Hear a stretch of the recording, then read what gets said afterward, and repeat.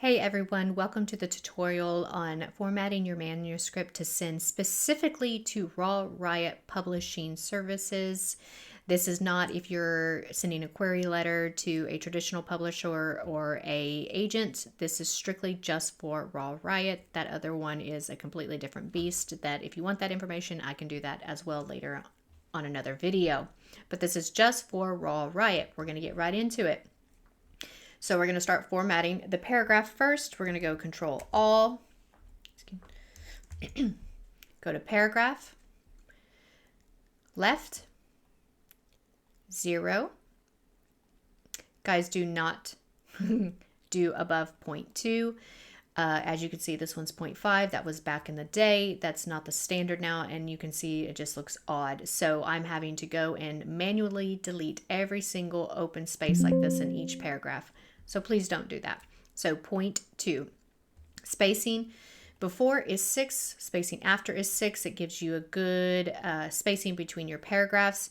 Leave these the way they are. If you're not sure, well, I'm a little worried, that means it's checked. It's not, but to make you feel better, just get rid of it because you do want space between your paragraphs.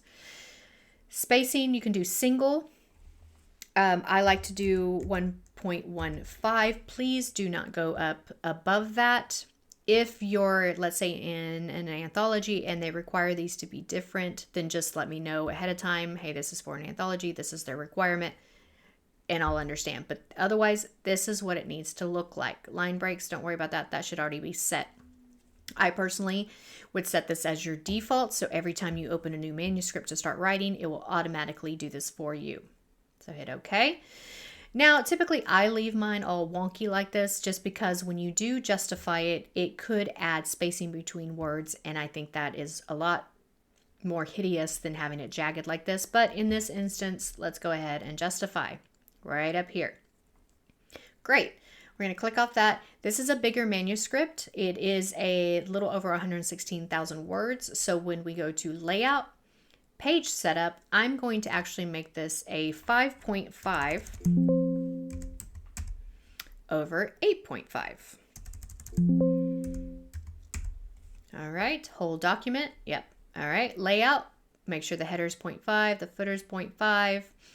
This is the important part. This is the part that I get authors coming to me frustrated because their formatter manually shifted the words on every other page rather than using this method, and so it did not convert correctly. Okay, leave the top 1, the bottom 1. Let's do the gutter at 5. Again, I usually stick with 5 regardless of the size of the book, but definitely for this size we're going to do 0.5. The right side, how far do I want my words to go to the edge? Most do 0.5. I'm a little weird. I like them a little closer. If you plan on doing sprayed edges and you're a little worried about that, you can go up, but don't go above 0.5. Don't go below 0.4. All right, left side. This is the really, really important one. In this big of a book, I'm not going to go less than 0.5 because I don't want my words disappearing into the gutter. Again, if I was to bring the gutter down because it's a smaller book, then I can maybe make it go a little higher or a little closer. You see what I'm saying? But for this one, we're going to keep it at 0.5. If you just want to make it safe, just keep that at 0.5 and you're left at 0.5. This is the magic, guys. Instead of shifting everything manually on every other page to account for the margin, all you gotta do is mirror margins, y'all. Make sure it says whole document. So this is what it should look like. Again, it varies from how big the book is, if it's a paperback, if it's a hardback, but let's just say it's a paperback. Again, we got a paper layout, we got that, we got that. All right, there we go. Oh, it's looking like a book already. You see this gap right here? That is your binding. Your first chapter should always start flat, meaning you're binding on your left. That's not for every chapter beginning, just your first chapter because it's going to make it look prettier. Okay, now that we have that, real quick, I'm going to get rid of this header because that was from previous when I was turning it into a traditional publisher, and I'll show you why in a minute. Okay, so now that we have that, it looks all pretty. we're going to start doing our title pages. You need 2 title pages. The first title page is only going to have your title. You're not going to put your author name because that's where you're going to sign it when you do book signings. The second title page is going to have both your title and your name. So here we go. Insert, page break, bound in love. Okay, and of course, when you're done with everything and it's edited and everything like that, and you're going to go and do all the fancy stuff to your title, do that later. Now's not the time. So leave that way. Page break. Well, if you do just one page break, look what happens. It makes your second title page on the back of your first title page. You don't want that. You want it laying flat. So you do another page break, bound in love, your author. Again, you format that later. Okay. Next, you need your copyright page, which does need to be on the back of your second title page. So we're only going to do one page break. Copyright. Copyright 10 point only, please. I don't care if it's italic or regular, just 10 point. Okay. With all the proper information. Now from here, you can either go straight into your table of contents if you want, or if you want front matter, you're going to have to remember the whole front flat page versus the back of a page. So let's say I want a trigger warning. Let's go. I'm only going to need to do one page break because when I do the trigger warning, it's going to be flat. See that big old gap to the left? That means trigger warning. Great. It's exactly where I want it. You know what? I want a dedication too. So I'm going to do a page break. Well, now my dedication's on the back of my trigger. So don't want that. Page break. All right, so now my dedication is flat. All right, I'm done with all the front matter. I need a table of contents. Table of contents is always before chapter 1, unless you have some fancy thing where you want one page to be its own title, something like that. Okay, so I'm going to go page break, but again, your table of contents needs to be flat. Even if it goes into the second page, it needs to be flat, at least the first part of it. So we're going to do another page break. And that's all going to depend on how much front matter you have. Then you're going to go to references, table of contents. Okay. It's not going to have anything because I don't have any headers yet, but this is perfect. Just leave it the way it is. Again, it has a gutter. It's where it needs to be. It has the gutter to the left more specifically. All right. Now I'm ready to start my chapters. But look, my chapter is now on the back of my table of contents, as it is if my table of contents was only one page. Now, if it was 2 pages, it would be in the right position, but there's still an issue.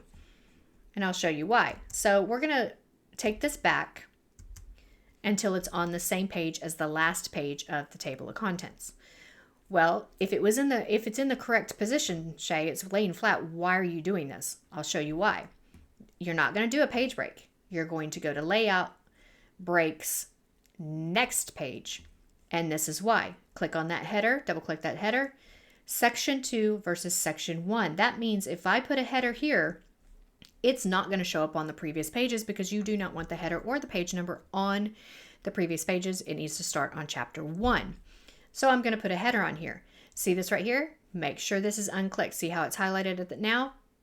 Unclick it. It's going to make sure it doesn't show up on the other pages before it. Same for the bottom.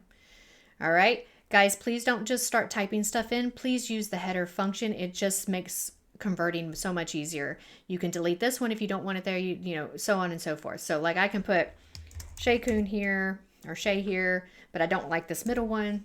So I just delete it and then bound. Okay, so I can do that real easy.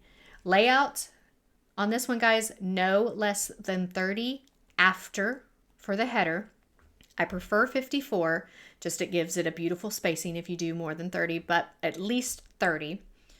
On the page number, go to header, footer, page number, bottom page. Again, I don't care which one you use. It's perfectly fine, whichever one you use. What matters to me is, and sometimes you do have to click for whatever reason, it puts a space. Go to layout before 18, at least 18. Okay, no more, no less. Just keep it at 18. Okay, so we have that. Okay, good to go. Now, you'll notice, even though this was section 2, and you would think it needs to go on there, Well, it's because they did an update and now they're even being more specific. Okay, so you're going to have to do the same thing again. Remember, unlink it. I've done that a million times, but it's not a big deal if you accidentally don't unlink it, and I'll show you why in just a moment. All right, so let's do this again. Header, again, you can change it to whatever you want. Let's do Shay. And just FYI, guys, this one is going to be a little bit longer, this video, because there's some finer details that I'm just giving you guys. Okay, so again, layout, after, at least 30. Page number, bottom of page. Okay. Again, I don't know why it does that. Layout before 18. Now, sometimes even though you have unconnected it or unlinked it to the previous page, this number may still show up as the actual page that is in the manuscript. So if this is the 4th page, it may show number 4. That's fine. All you do, I don't think you have to highlight it, but if you want to, highlight it, page number, format page, start at 1, and it'll switch it to 1. Because again, this one, why is it not working? Anyways, because this one was kind of a separate one because it didn't say first page, it may show up as page 1 as well. You do the same thing, header, page number, format, and you say start at 2, and it should correct all these that are beyond it. Okay, and it wants to be stubborn right now, so sorry about that, guys. Yeah, I don't know what's going on. Oh, you know what I did? I did after. See, you gotta pay attention. It's on the page number, it's before. I apologize. You guys, this is like my 6th time to do this video, so bear with me. Okay, so now you have that. Looks good. You have your header, you have your footer. Now, if for some reason you forgot to click not to link and it shows up here, all you do is just go back to this, hit that if it's highlighted, unlink it, and then just go back and delete this. It won't delete what's down here. Okay, so just unlink it. All right, now time for our chapters. All right, so always use header 1. Go to right click, modify. I'm going to pick something. I usually do 24, just depends on what font you use. If it's very whimsical, it may be overly big and you may have to go smaller. If it's some special font and it's actually condensed, you may have to make it bigger. Do automatically update. A lot of people say, well, why don't you just use this as spacing? I don't like that. It doesn't give me the control I want. If I wanted to change the font to be all caps, this is where I would do it. I'm not going to worry about that. I'm going to go to paragraph though. And it says 20 because you have the header. So we're going to get that back to 0 because the header already took care of that. But after, do at least 30. We're going to just take this down to single. So this is what it should look like, at least. Okay. Then we're going to wait and see how it changed up here. Now, I won't have to, now every single time I see like chapter 2, all I have to do is put the cursor right by it, then hit header. Well, if you want a second name, because you want them to say what point of view it's in, you type in the name, let's say. You don't have to go up here and change it every single time. I don't use subtitle function or anything like that because, again, I want the control to adjust the spacing and everything my way without it getting all wonky. So I go to no spacing, modify, same situation, but I'm going to make it a little bit smaller font. Say 18, automatically update. And on the subtitle or point of view, I'm actually only going to go to 18 at least, guys. Okay, so this is the point of view or subtitle for the heading. Okay, so again, like that. All right, so now you have that beautiful, beautiful, beautiful. So let's say there's a scene break. Okay, I know there's a scene break coming up. Okay, here's a scene break. So you see this gap? All right, you can do a very simple scene break by, you can leave it blank like that if you want. It's not a preference of mine. If you want some kind of marker, go to bottom, and you can eventually, I'm not going to do it right now, but you can change the thickness and stuff like that. But let's just leave it like that for now. And then give it some space. And since this is kind of the quote unquote title of this scene break, I'm going to go ahead and do no space. If you don't want it that big, then just keep it normal. And then yes, you're going to have to go through here and change it how you want it. But it just seems easier this way. And you see, I didn't have to go through this, I just had to click that one button. Okay, let's go to chapter 2. Let's find chapter 2. Oh, that was chapter 2. All right. Okay. Oh, there she is. Okay. So chapter 2 is already on its own page, but what I always like to do just to be safe is I will click here and I will highlight space, because when I go into an ebook, it's going to make sure that there's no space and it's not going to be a chapter on top of a chapter. Okay, so insert. Every single chapter has to have a page break, guys. It doesn't have to be flat like the first chapter, but it does have to have a page break. So page break, home, heading. See, you don't have to do all those multiple steps each time. Again, I want it to be Lexi. I keep putting a big, okay. And again, boom. Perfect. Now let's say I want some cool images. Okay, 2 ways to do it. Okay, if I want an image on every single page, and I want it like up here in the header, if you want to make it simple and you want all the images to go on every single page, starting at chapter 1, you put an image inside the header. Again, because this is slightly different, you'll have to put one here and then here. And once you put it in here, it'll go through all the pages. Unless you click odd and even pages, then it'll put it on this page and then it'll like skip this page, or you know what I'm saying? Stuff like that. And you can do the same thing for here. Now let's just pretend there's an image there, because I just want to show you how it multiplies in all of them. So go to insert, picture. Hopefully you already have a picture picked out. I'm just going to pick these coins. Okay, I'm going to go ahead and shrink it before I put it behind the pages, just because it could get a little great. But anyways, behind text, move with text, very important. Okay, find your little arrows, see how it's going on all the pages, line it up. And again, you'll have to do this in this one as well. Make sure they're lined up, everything like that. Now, generally, they want you to already make it grayscale so they don't have to do it, or you have to pay to have it in color. And again, this is going to be through all the pages. Or, like I said, I can go header, oops, odd, even. See? Pretty cool. But I don't like it that way. Some people do. I don't like it that way. Okay.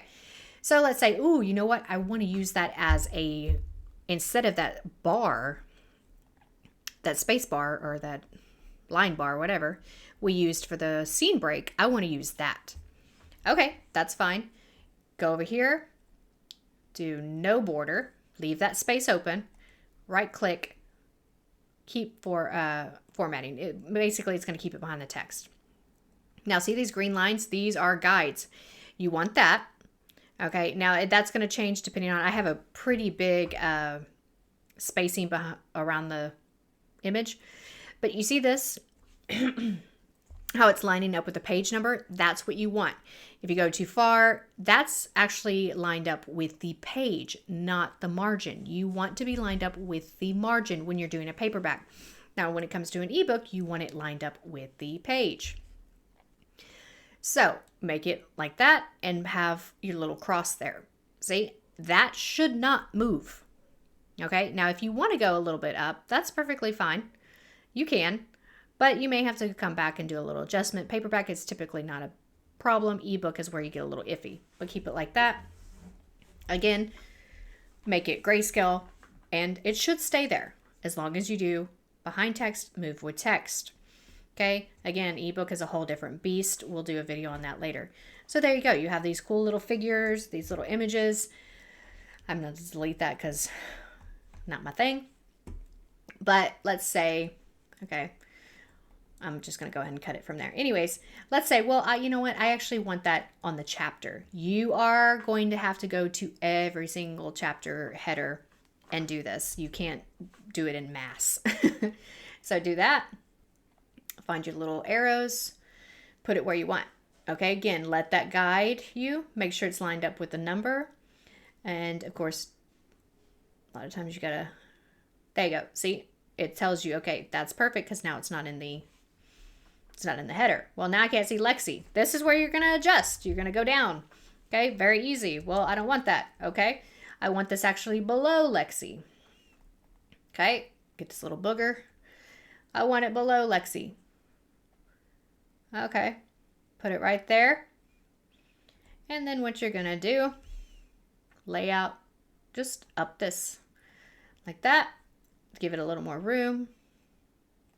Come on. Of course, sometimes it just wants to be a booger. Come on. There we go. And move it down. Okay, again, this could be tricky in ebook because ebooks are very finicky. There, stuff like that. Okay, but again, I'm going to delete that because I don't like that. All right, and we're going to go back. Okay, now page colors, guys, page colors. All right, you want every page red. You don't want it plain old white.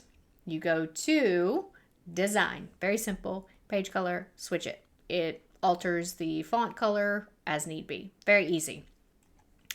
You want to get very, very specific and you want certain pages, certain colors. Yeah, that's going to be a whole different beast. You're going to go to insert, shape, pick the rectangle. You're going to find your little thing here. Okay, you're going to stretch it beyond the page and I'll tell you what you have to do in order to do that. Stretch it. Because this is now an image, it's not going to show your font. So you're going to have to take that image behind text. Yay, it looks so cool. You can now, if you want to change text color, good grief, I can't talk. You're going to have to go highlight all the text, make sure all the text is highlighted that you want changed. Boom, now you got white. As you're going to have to, no matter what, you're going to have to change that text color to white. If let's say you decide you actually want this, right click, fill color, you want it black. Okay, now if you use this method, you're going to have to account for bleed. So when you upload it and it says bleed or no bleed, you're going to have to say bleed. Or it will reject your cover saying your cover's not too big or you're too big or you're over, whatever it is. So you're going to have to go to layout, page setup. Now I apologize guys, it's been so long since I've done this, but these numbers are accurate, but I may have forgotten which one goes where. Just make sure you look it up. Though it's usually, if I remember correctly, and let me get my handy dandy calculator out here. So it is, so I take that 5.5 plus 0.375. You have to add 3.75, which makes it 5.875. This is accounting for bleed. Now, for height, it is that 8.5 plus 0.125, which makes it 8.625. That is if you have any image in your books that goes over the edge of the page, quote unquote page, you have to adjust this for bleed. Okay, so whole section. Now watch what's going to happen. It made it wider. Okay, you're going to have to readjust each one you did. Okay, now we're going to go check on chapter 2. Because the size changed, sometimes this will shift a chapter into another chapter like that. You'll scroll down and you'll be like, what the heck? That's perfectly fine. You know, if you do that, that just shrinks the thing. No big deal. But you click on that, you hit insert, page break, no big deal. Same thing is if you go and you notice that coin has shifted, because now you see how this page used to be over here. Now it's right here. If that coins have shifted, which again, it shouldn't, it should move with the text. Just go grab it and fix it. All right, guys, I know this video was long. I appreciate you hanging in there. Hopefully you got a lot of good details. When it comes to making this all fancy and everything like that, if you want a separate video for that, I can do that. You always have to make sure you're using a font that is used for commercial use, not personal use. If it's free, especially if you paid for it, then fine, that's a different story. But yeah, if you have any further questions, let me know. Otherwise, good luck, and I look forward to receiving your work.